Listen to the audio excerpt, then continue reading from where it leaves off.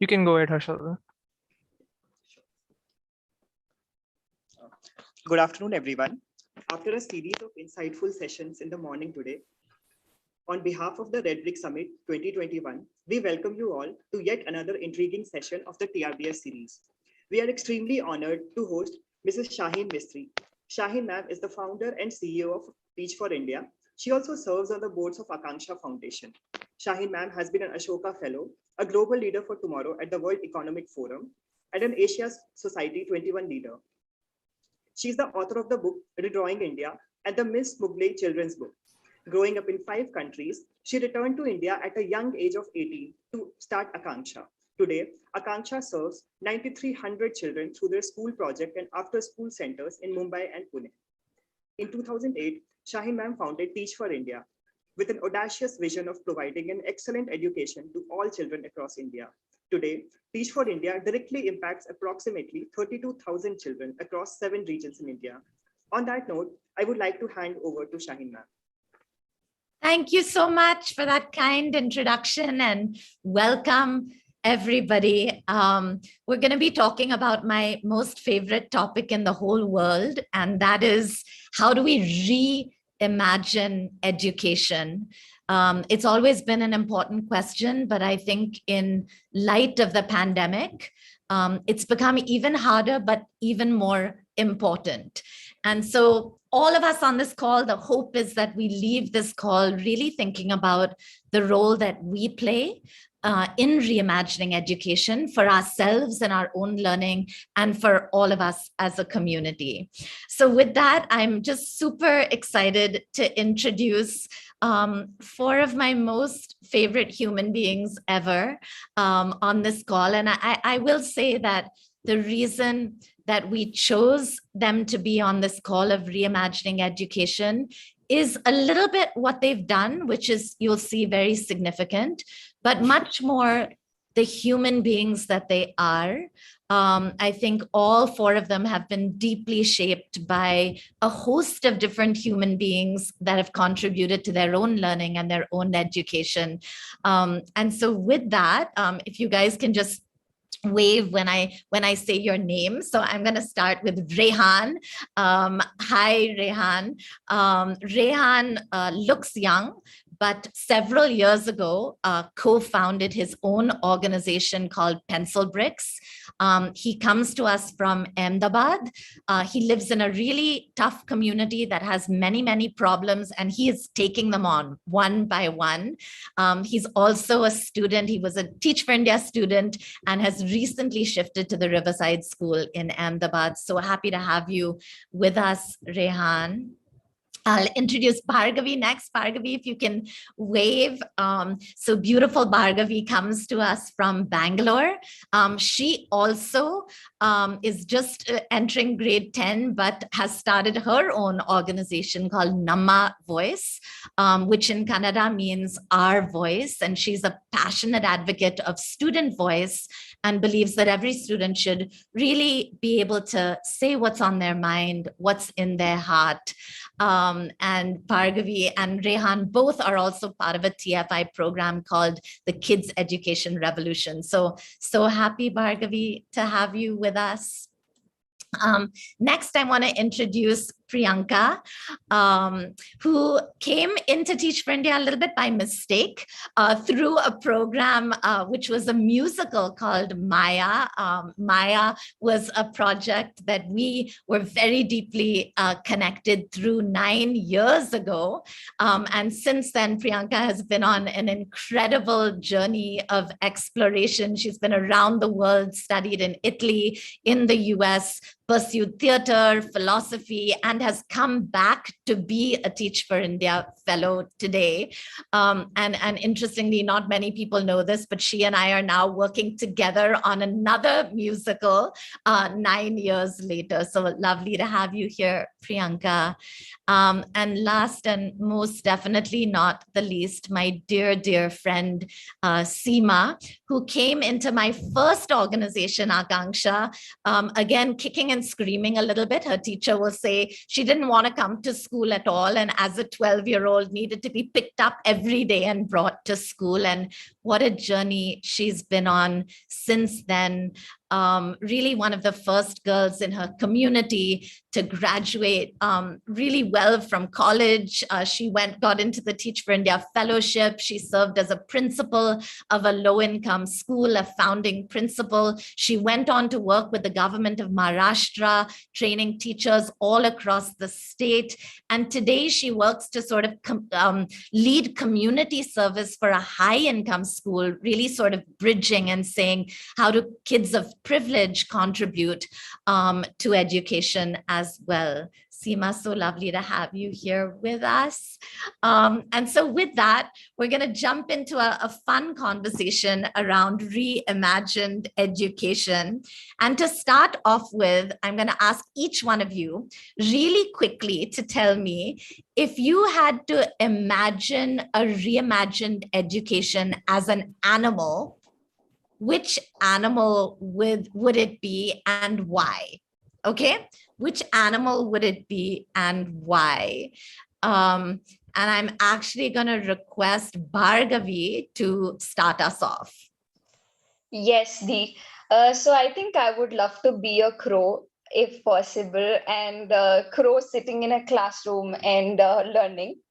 That is because crow now is subjugated for different reasons, like its color, maybe its voice and all those things. But I really want to reimagine an education where being as a crow, being black in color, and no matter how my voice is, I would like to be equally treated as others.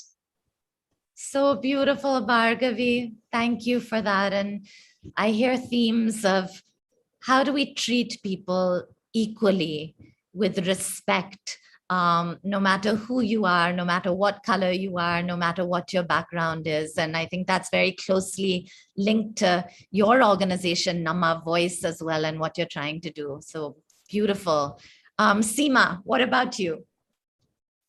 I think I was thinking about where we are in time and space, and how we want to kind of, embrace the slowness and the stillness, because the challenge is huge and the gap is huge. But still, how do we create that space to just take it slow, one step at a time, and find the stillness and balance in where we are, which will help us to prioritize. So I envision, or I visualize a picture of an eagle which is flying and just like so calm in that space. So I would probably go with that. That's so beautiful. Just yesterday, I was watching, I was on a boat and I was watching a seagull. And because the boat was moving forward and the seagull was flying, it sort of looked like the seagull was flying, but almost to stand still, and it was such a beautiful analogy. In fact, I turned to someone and I said, it looks like that seagull is running to stand still. And what does that mean, to be able to move forward, but to be able to be still? And you're right. I don't know if we even think about that in education. Do we give people places of stillness and ways to look inside? Rehan, over to you. Yeah, Didi, I think this was the question which most led me to think about it. And I think if I came up with an answer was lion. I think lion, my answer, just not that he's so strong, he's the king, but as I think that through the time education system changes because of the requirements. Today, the challenges we face would not be in the future. The new challenges might arrive, or challenges will be different. I think lion is a king of the jungle because he know how to balance his power and his mind. Elephant also has lot of power, but he is not the king of the jungle. Fox also has a big brain. He's very quick. He can use his brain, but he's still not the king. But king is only the lion because he know when to use the power and when to make a quick move. Every time he has a plan B, because when he enters for his food, if the plan one is failed, he know the plan two will work. I think our education system need to be like this. They need to be quick and strong enough. I believe that if our education system is strong, our children will be strong enough to manage themselves and manage things. Love that. I'm hearing themes of agility in what you said, stillness in what Seema said, respect for all, and acceptance in what Bhargavi said. Priyanka, over to you. I think when you asked the question, the first thing I thought of was monkeys, because monkeys are like dexterous, tactile. They like use their hands a lot. They jump around. They also have like a strong sense of community. Like they like you find them in groups taking care of each other. And I think that's something I think I wish we could just like, and also just like an element of play and joy, like moving around to learn, and also like taking care of each other while we do that. Yeah, thank you. So beautiful. Okay, so I'm going to go into the first big question and actually start with you, Rehan. When you think about the purpose of education, and as I understand it, and I've looked at schools across the country, really with most schools, we think that education is about marks and it's a competitive process to sit for exams, to be able to access opportunities for self. And over the last 2 years of the pandemic, many of us have sort of questioned, is that enough? Is that really what the purpose of education should be? Or is there something more? As you think about the purpose of education, Rehan, what do you feel a reimagined education should be? Yeah, Didi, I think marks are not enough for a child or a educator to deal in his life. I think if I reimagine education, I think if I am the one who's reimagining education for the children, I would not just look at the marks, but I would want to be someone who education that prepare the children to fight in their own life. I think in my life till now, I have seen a lot of students who score really well, but they don't have confidence to say things in front of people. They don't have confidence to deal with the situations. I think education is just not about marking, but I think education is more than uh, about the marks. I think different subjects teaches you some sort of fixed learning, but I think in the schools we can teach students more than that. What is required? Education. I think in education, I think we need to for sure teach our kids leadership. I think today more than the marks, our student needs leadership to change this world and make it more beautiful. I think today we face lot of challenges during the pandemic time when we had online classes. It was really difficult for a teacher to teach even the curriculum and all what we use. It was very difficult to teach our student and deal with them. I think education could not be just about marks or some sort of learning that we need to provide, but I think it could be more than that to prepare our child for the future. Yeah, I love that. Priyanka, would love to have you build on that. So Rehan talked a lot about beyond marks and leadership. And when you understand the purpose of education, how do you understand it? I think my response is very connected with something that I'm personally finding challenging right now. That is more like looking inward.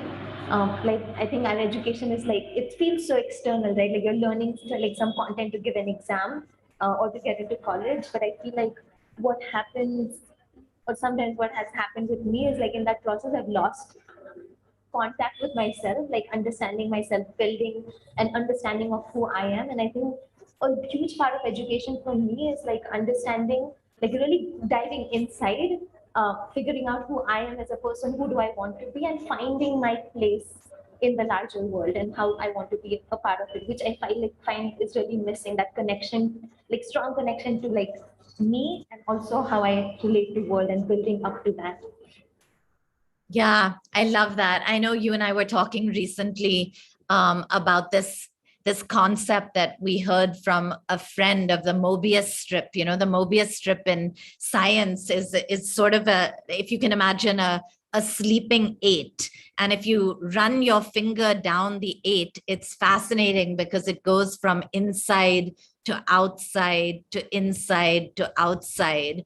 And sometimes I think like, if education could be like that, so you're learning about the outside, but then it's shifting what is inside, and then you're focusing on the inside and it's shifting what's outside. So very connected, I think, to what Seema said a little bit earlier around like, how does education really turn the flashlight inside? Bhargavi, we'll come to you with a slightly different question. You know, I think one of the most underrated things in a reimagined education is fun. Fun, joy, passion. Can you talk about the role of that in your education, and perhaps a little bit of the role of a teacher also in your journey? Yes, I think a teacher shouldn't only teach or think about only the textbook and completing the syllabus. So I really feel that if in a classroom there's a lot of fun, and if the joy is there, we have the interest to spend most of our time in the classroom. And it's more of, I feel education should be more of who I really want to become in the future, and not what I really want to be in the future. So I think a teacher should most probably focus on what kind of person that I really want to be. And they themselves have to be a person who we really see them in a really inspiring way. So if I'm imagining the fun and the joy in classroom, I would love to be there forever. Yeah, I love that. And that there's so much resonance, I think, in how all of your thoughts are building on each other. But this idea of like, do we go to school to become somebody? So to become a doctor or a lawyer. And of course, that is a very important part of education. But do we also think about what kind of human being do we want to be? Do we come to school to become kind or caring or whatever those qualities are that really matter to us? And that's very beautiful. Seema, I want to bring you in. Same question on the role of a teacher. And if you can even share a little bit more specifically and personally from your own life, what's the role that a teacher played in where you are today? I think looking at the aspect of fun and joy, vulnerability plays a huge role. We tend to kind of hold ourselves from being vulnerable, like Priyanka was saying, like have fun, be like monkeys, and experience the joy of being that monkey and bringing that fun in your classroom. So definitely vulnerability in whatever sense that it might be, whether it's being honest and open to your kids, like, look, I don't have the answer to this, but let's discover it together. That is also a fact of vulnerability. The fact that yes, I'm struggling to manage all of y'all, but we know all of us can do this together. That is a fact of vulnerability. So definitely vulnerability. The second is belief. Just that having that strong sense of belief, no matter who you are with, who is in front of you, where you are, where that child has come from and where you have come from, that sense of belief, like, what, I just see you as you and the potential that you have, and I'm here to take you wherever that you want to lead your life. So that sense of belief. And the third one I would say is access. Like if you provide your access to your children, and you become proximate to them and their problem and their community, only then you'll be able to identify or to be able to even figure out what can I do. If you don't know the problem, if you don't know where your child is coming from, if you don't know the struggle that they have or what they're interested about, what brings them joy, if you are not proximate to that, you are just creating solutions and plans out of what you think is needed and not what actually is needed. So I would say belief, importance of vulnerability, providing that access, and just having fun in the process. We take ourselves too seriously, I think, like, and I've realized this. I was like, yeah, I can take my work seriously, but I don't need to take myself too seriously, because if all of us were sharing over here, if there is no fun, we would not want to be there. So asking ourselves, like, is this something I would enjoy? Would I enjoy being in this space at this very moment? And if the answer is no, then definitely your children are not enjoying being there. Yeah. Yeah. See, Priyanka, go for it. Yeah. I think I just want to say, and I think a great way to do that, to bring that kind of like joy and passion in class, is just incorporating arts. And I think I've seen Shaheen Didi do this in every space she conducts. It's just like using arts, because we can really be ourselves. And like what you said, Seema, just now, I was teaching my fourth graders, and I was realizing it's like the energy in the classes were like, I was trying to bring in energy, but it wasn't working. And I was like, okay, I need to like get them up. So I started doing like songs and dance, and like we do at least one activity in every class, and the difference it makes, it's just like insane. So I think just like using arts and channeling arts to like play and relax and have fun while we learn is, I think, so important. Yeah. And I just want to zoom out and share with everyone on the call, like these are not like learnings and lessons for teachers. These are learnings and lessons for human beings, and Seema, as you spoke, and then you, Priyanka, I was thinking like, how vulnerable am I with the people in my life? How well do I know the people in my life? How much do I listen? How much belief do I have? Like if each one of us were able to look at people who actually may not have belief in that moment in themselves, but see the potential in that person, that's the power of what I think we can do as human beings, and most definitely what we can do as teachers. So yeah, I mean, would love to, Priyanka, just stay with you for a minute on this idea of the different components of education coming together. And I know on the Maya journey 9 years ago, it was sort of a discovery and an exploration of saying, how do we bring the arts and values and academics and close relationships? Like, how do we bring many concepts together and integrate them? And, today we talk very much more around the world about socio-emotional learning. And we know coming out of the pandemic that it is so important. And yet, because academic gaps are so huge and across our country, kids are not able to read, and 75% of our kids are falling behind from grade 3, we tend to default to academics and to leave out other aspects. Talk a little bit about what a reimagined education might look like when we integrate these different things together, and why you believe that is important. I think, I feel like being in a classroom, I'm noticing how difficult it is for me to even prioritize like fun and social emotional learning while kind of working on academics when my kids are falling so far behind. But I think, one of the reasons why I think the Teach for India Maya program was so transformational for me was I realized before Maya, I just didn't know how to process my emotions. Like I had a lot of like pain and anger and fear that I just like had no outlet to, because I couldn't talk to my family about it. I couldn't talk to my teachers at school about it. But I think like when we talk and when we're being that kind of like bringing that vulnerability and authenticity into a space, we are letting go of the emotional barriers that might actually stop me from learning and processing new information. And I think allowing space for that kind of expression is, it just changes, because then like I will share a quick example. Like yes, in yesterday's class, we sang a song, and then I was just like doing a quick check-in, and one of my students,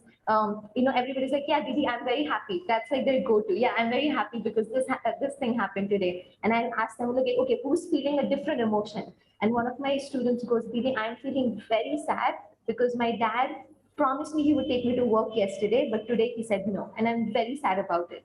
And I think just for her to have voiced that allowed her to be like, okay, like, it's not in my head anymore. I have voiced it, I've expressed it. I felt understood and heard by my teacher and my community, and now I'm ready to learn. So I think that kind of just like expression is extremely important. I think especially for kids, because we don't like take time to be like, okay, like that, like what is going on? Like, how are you feeling today? Like we as adults, like don't sit and ask kids, how are you feeling? So I think doing that for kids is so important. And also one of the things that happens, I think, in childhood is we don't learn the skill of processing our emotion. Like I think, when we reach adulthood, we're suddenly like, we have all these complex emotions and we're like, I don't know how to like deal with these. How do I deal with anxiety and nervousness and worry and pain and loss and grief? And I think building those skills and practices to start thinking about emotions and almost like becoming friends with our feelings right from that age is so important. Yeah, yeah, I love that. We're gonna move to audience questions in about 5 minutes. But before that, I want to ask one last question to Bhargavi and Rehan. If you can just give us really short answers to a very big question. And the question is, like, we talked about student leadership. As student leaders yourselves, what's your dream? Like, what do you really want to shift in the world? And Rehan, we'll start with you and then go to Bhargavi. Yeah, my dream actually, I want each and every student to get excellent education. I think excellent education is something that is a basic right of a human being or a student. I think safe spaces are the most struggling thing right now in the classes. But if I see as a dream, I want each and every student in my class or any class to speak their ideas, speak about themselves, and don't have the fear and anxiety. I still remember that when it was my fourth or fifth day in my class, when I had my first teacher in male teacher in my class, I was so scared. I was full of anxiety. I didn't talk to him around 4 to 5 days. It was just because I was afraid, I was suffering. But I think more than a teacher, I found a partner for myself. So if I see the dream, I want that a teacher will not just be teacher in the class, but I think a teacher will be someone who will be the partner of the kids and the one who will listen instead of just speaking and talking to them. Because I think right now, more than speaking, it's very important to listen to a person, I think. Yeah.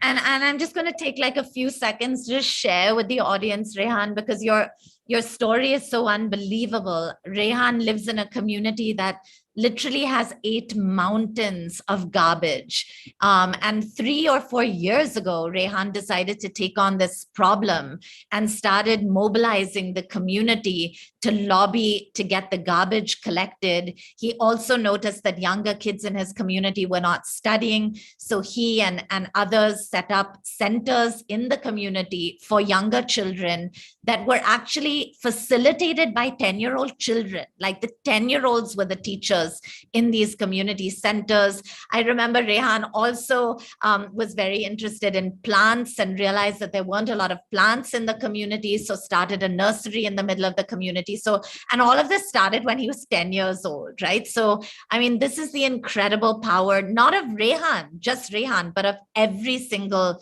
child. Bhargavi, quickly over to you. What's your dream? Yes, Dee. So I think I have got really good fellows in the overall 10 years of experience till now. So my dream would be to like when I become a tier 5 fellow, I really want to, like Priyanka Dee said and Rehan said, it is very important to have the safe space. So I would love to be that safe space to my students, to the human beings who I am connected with. So my dream would be to tell people or to make them understand that voice matters a lot and considering voice also matters. Uh, yeah, I mean, these are concepts so close to my heart. Can every child have the opportunity to feel safe enough to speak up, to be themselves, and to create that for others around them? As Rehan said, can every child feel I'm a partner? I don't have like power done onto me, but I have the ability to contribute. Even if I'm 5 years old, I can play a role in making things around me better. Such beautiful themes, but I know we have a lot of questions from the audience. So I'm going to hand back over to the team. Sure.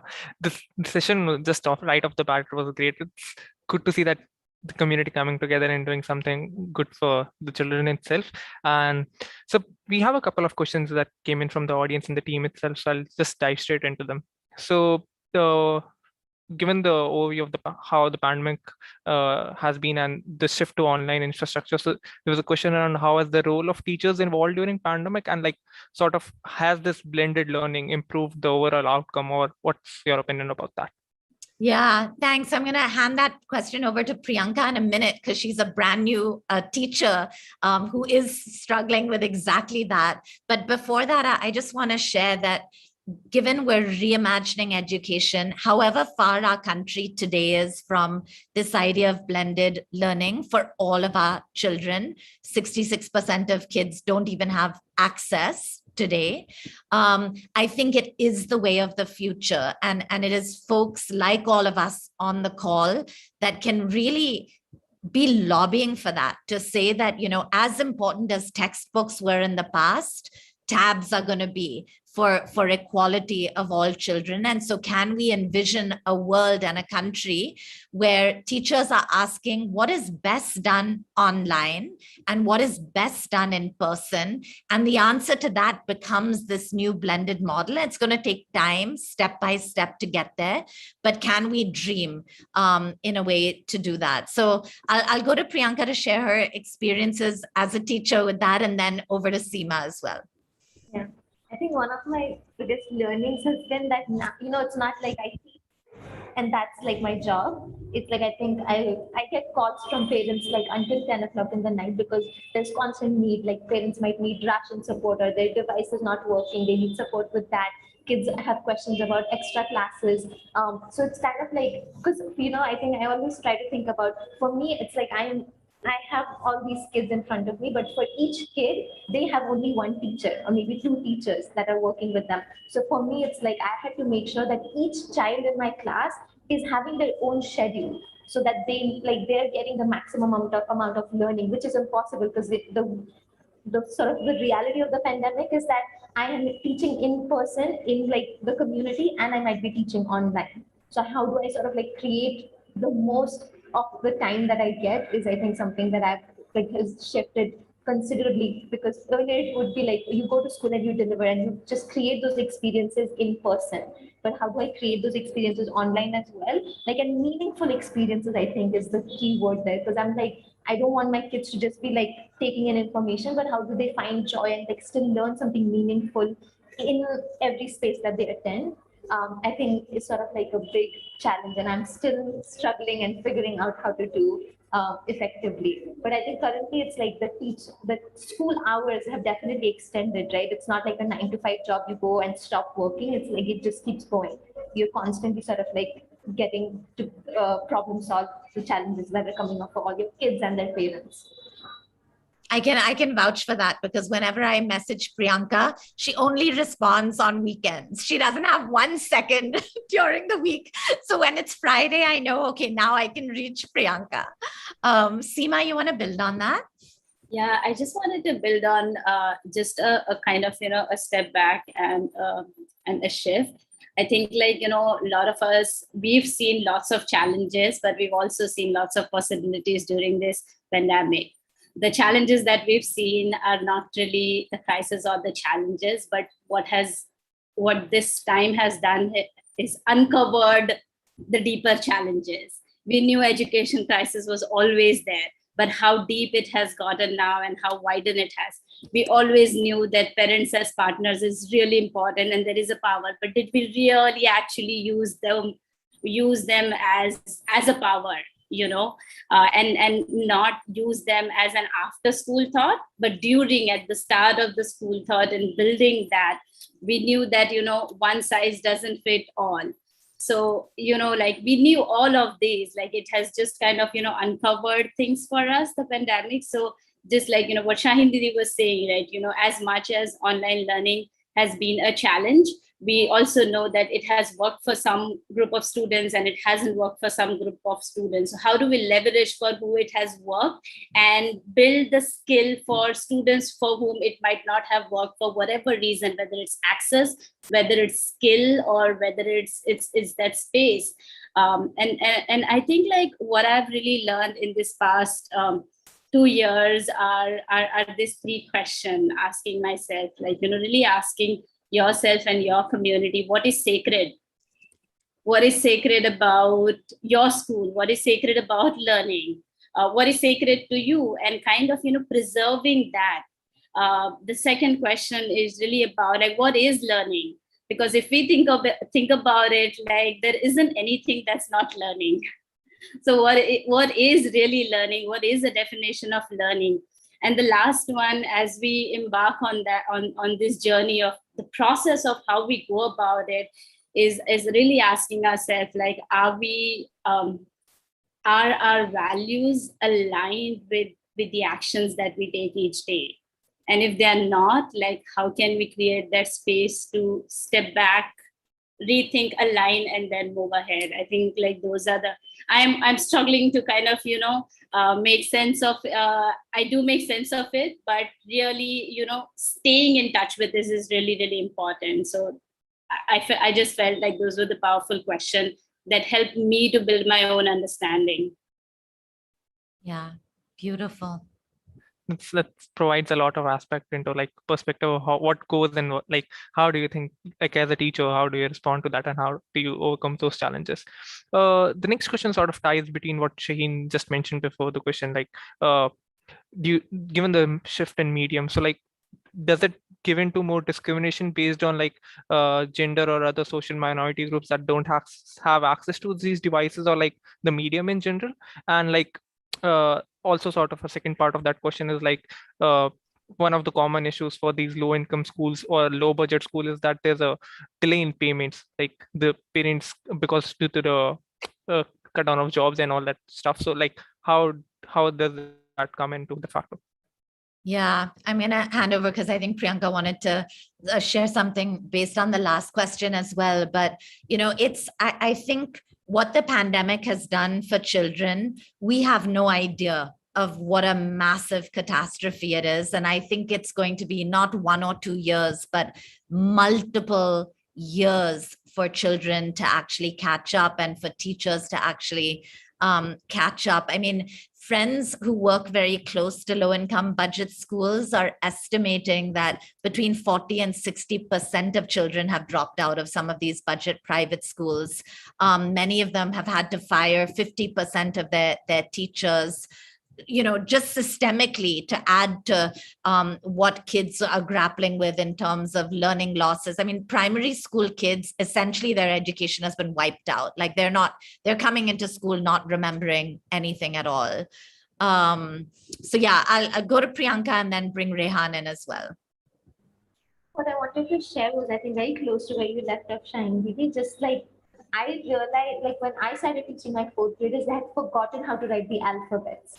Like that's where we had to start, and that's like 4 years of what they had learned, right? So I think just realizing that when you're in families where your parents are educated and the parents have time and the resources to sit with you and to work with you, like the child may keep learning. But I think in our communities, like parents don't have the time to sit, so it's like when they're not going to school, learning stops. And I think one of the things I'm realizing is like that's essential for kids. Is like they like no matter what happens, kids cannot stop learning because they will forget. And that's I think just been like as a teacher, it's like no matter, like I think for going forward, because our schools were shut down for like 18 months. I think going forward, we need to figure out how to create contingency plans so that no matter what happens, we are able to cope up with any crisis without letting our kids stop learning. Yeah, and in India, I mean, many countries around the world did the opposite of what India did. They shut schools last and they opened schools first. And in India, we shut our schools first. And in most parts of the country, we still haven't fully reopened the school system, especially in primary years. And so the colossal loss of, coming on now 19 months of kids not learning, I think, makes all of us on this call need to step up and say, like, what can each one of us do? Whether or not we're teachers, we need to play a role if we care about the potential, the human potential of our country in really making sure we're supporting kids in every possible way. Rehan, over to you. I think it was just not difficult for the children who were not having access to the devices, but it was really difficult for the students who had access to the devices. Reason why I think or I believe in this is when we all came to if we talk about financial issues, a lot of parents lost their job, and due to that, it was very difficult to run house every day, and you have to get a 10,000 to 12,000 device to your children for studying. And if you even get that, it was very difficult for the child to go online and learn things. Reason why, when you are physically sitting in the class and if you see children, when you observe them, you know where the children is lagging. You can have one-to-one person talk with them. We can understand that why, if he cannot do this, what is the reason. But in the online thing, it was very difficult for a teacher. Lot of students were not opening their video due to the anxiety and the fear that if teacher asks me this question, I don't know, because they don't know the basics. And it was very difficult for the children. Even if they had access to the internet and all, they were not getting the kind of space in online classroom which was required for each and every children. Yeah. Still, if I say about myself, like, I think it was very difficult for me also in my classroom when I came online to talk about things and to share.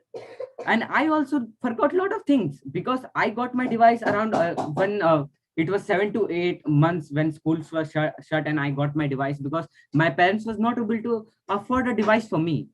And then it became very difficult. I forgot everything. You just sitting. Even I think if we talk about low budget schools, the parents, lot of parents are not educated. Even my parents are not educated much. They have done their 8 to 9 grade. And I think when a parent is educated, they know something that they can teach to the child, which will be a big support to their basics actually.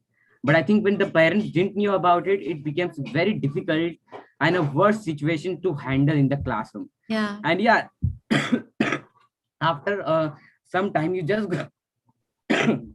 just get to know that you have your test, online test, and then the fear and anxiety that a student have to face through, and that led them to drop out. Actually, I think that it's not manageable for them. They think it's very difficult because Yeah. things are not clear. Yeah. Yeah. Thanks, Rehan. And I think thanks for expanding the conversation to not just kids who don't have access, but how tough it's been for kids to adjust online as well. I know we're almost out of time. I'm going to ask one last question, and I want you all to answer just with a one-line answer. As you think about one wish you have for every child in India, if you could give them one thing through their education, what would it be? Seema, start us off. Agency. Agency, like kids stepping up to really own everything about themselves. Bhargavi. Believing in themselves. Self-belief. Beautiful. Priyanka. One sentence. That they have at least one education fairy, one person that loves them, cares about them, and believes in them.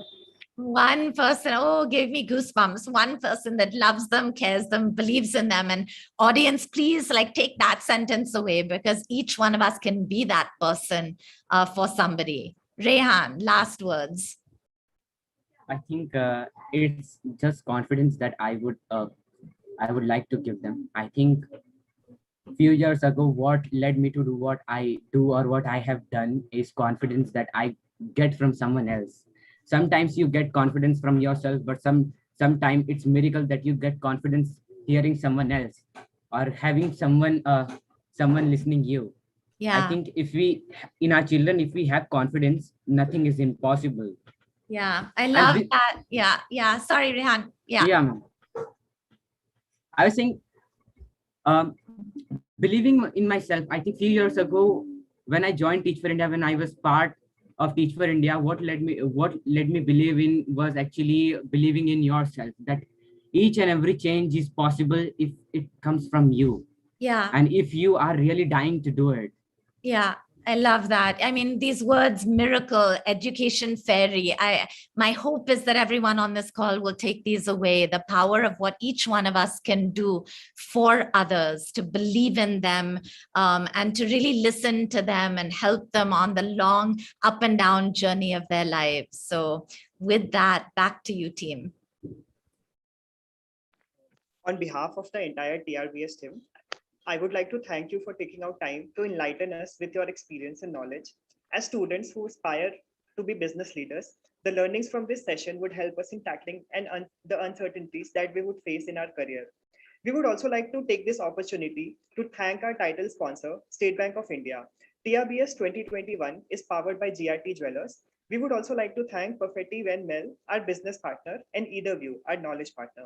Thank you. Thank you guys for joining in. Thank you so much. Thank you. It was a lovely session. Thank you. Thank you all. Opportunity. Thank you. Bye. Thank you. Bye bye.